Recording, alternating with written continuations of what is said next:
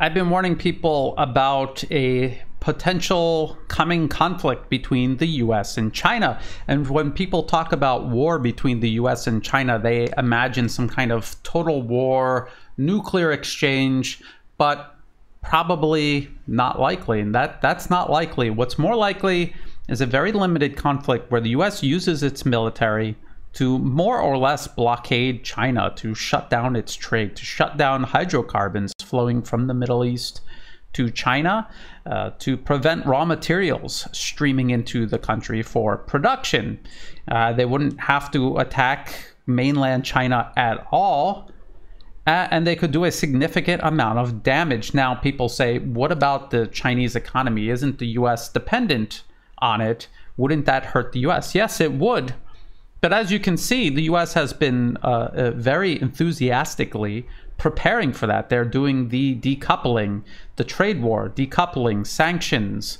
And people may or may not have heard, they're moving chip manufacturing from Taiwan to the United States.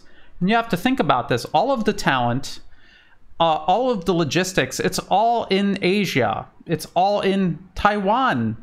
And the US is moving it to where? To Arizona. What is in Arizona? Nothing. They are building it from scratch. Why would they do that? Why would Taiwanese chip manufacturers agree to do that unless they were told something is coming where doing business in Taiwan is probably no longer going to be possible or safe? Now, I want to show people this. This is from the RAND Corporation, War with China, Thinking Through the Unthinkable. And this is from 2016. And they're talking about a window of opportunity that is closing for the United States, spanning from 2015 to 2025. So, I mean, we're right there. It's right around the corner, where the US can still use its military to deliver a crippling blow to the Chinese economy. Not a military defeat for China, but an economic one. And as a matter of fact, if you go to page 14 of the PDF, the importance of non-military factors, they're talking about how economic damage would be done on both sides, but that China would suffer far more. 25 to 35% reduction in GDP versus a 5 to 10% reduction for the US. And damaging manufacturing in China while the US is trying to attract manufacturing to it will be a kind of like a repeat of what happened at the end of World War II. Production in Europe destroyed. Every other country destroyed. The US left unscathed. This is how they exited the war as a superpower, an unparalleled superpower.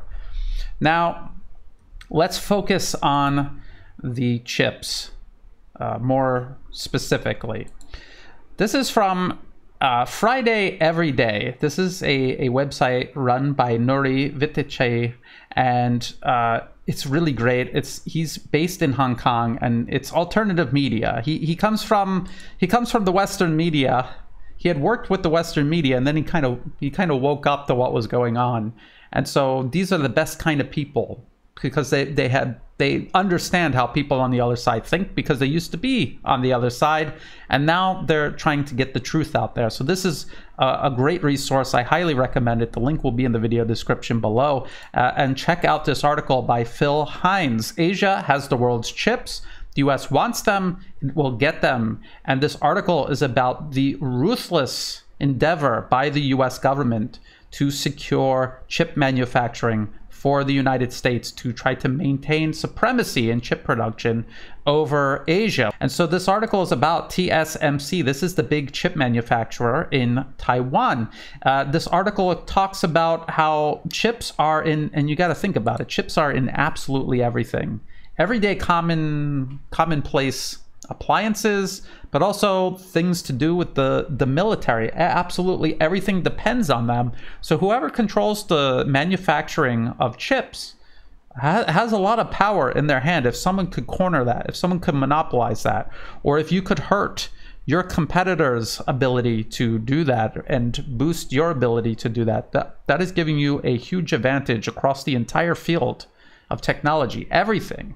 So this is what this article is talking about, and also military, and also the huge surge in demand for chips. It's not it's not just the current competition between the US and China that's causing these problems. There's also an increase in demand. As technology continues to advance, more and more devices are going to require these sophisticated chips.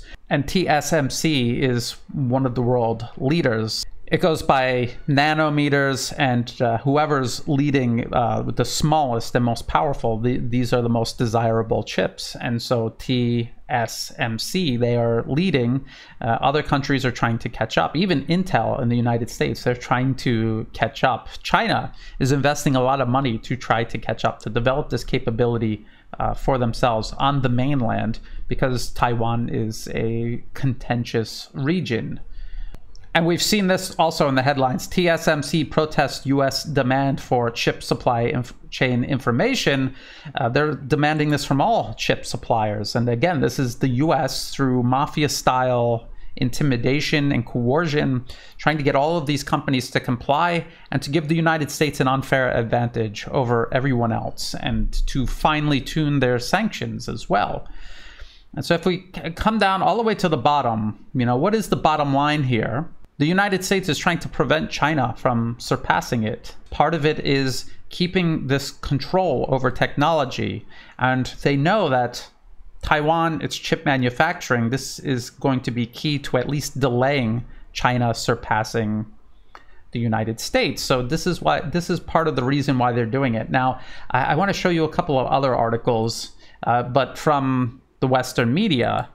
This one from Reuters via CNBC. Arizona group inks agreement with Taiwan aimed at attracting more chip companies.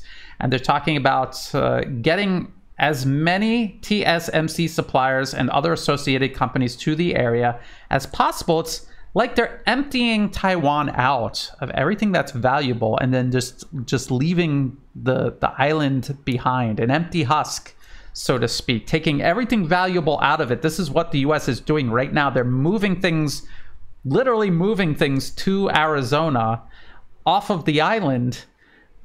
What do you think why do you think they're doing that? You see them encouraging the government in Taiwan right now, the Democratic Progressive Party, to take on this irrational stance of belligerence towards the mainland, creating this hostility, setting the stage for some sort of military confrontation while the US is emptying all of the most valuable assets off of the island. Think about that. And if you are in Taiwan and you think the US is really your friend, ask yourself one example in recent history where the US has done this to another country and the country has come out better on the other side. And you can't name one, but you can name a whole series of countries that have been emptied out and then dumped. Sometimes just a complete pile of cinders. Look at Libya.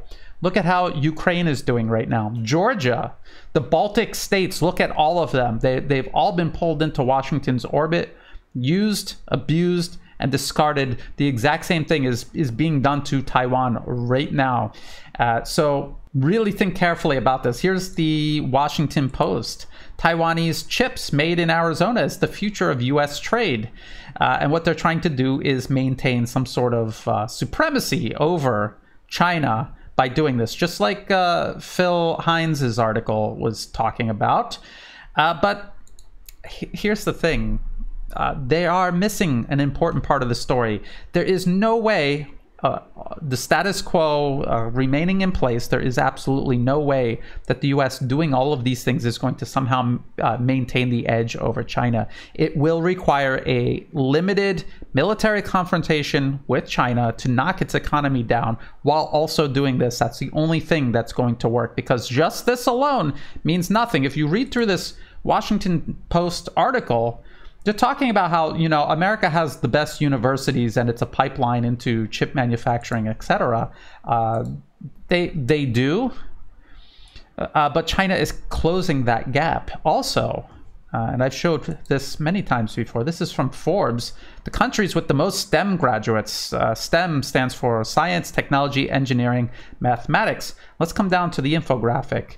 China is graduating every single year many millions more than the United States in these fields which are essential for industries like chip manufacturing.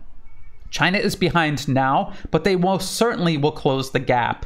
There is nothing the US can do to maintain any sort of lead. The best the US can do is remain a relevant competitor among many nations, but holding their edge over China, impossible unless they go to war with China. So this is what I'm trying to warn people about. The US is making moves that only make sense if they also fully plan to wage war on China, to destroy its economy, set it back a decade or more, along with the rest of Asia, and they're literally emptying the assets out of Taiwan so that they can use it as a battering ram against China without any sort of ramification to the US itself.